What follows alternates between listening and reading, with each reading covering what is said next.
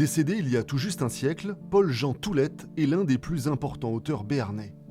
Poète, romancier, dramaturge, il a traversé la fin du 19e et le début du 20e en laissant derrière lui une œuvre majeure mais trop méconnue. Une exposition à l'usine des tramways à Pau retrace ce parcours grâce au fonds de la bibliothèque patrimoniale et notamment une cinquantaine de manuscrits et des documents inédits où il est beaucoup question du Béarn.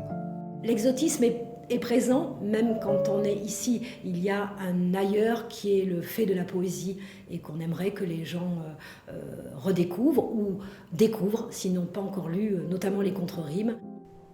Unis par la même passion pour Toulette, le maître de conférence Jacques Le Gall et un jeune doctorant qui écrit actuellement une thèse sur l'auteur se sont rencontrés ici même à la bibliothèque patrimoniale en travaillant sur l'œuvre du poète. Cette exposition, espère-t-il, le fera connaître au plus grand nombre.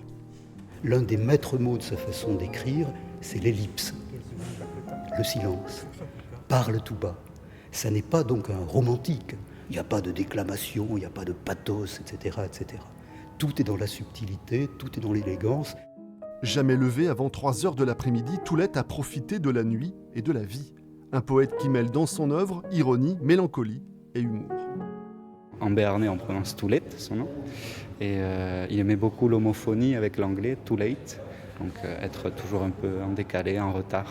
Et, C'était son cas ? C'était son cas parce qu'il avait une vie assez décalée pour le coup.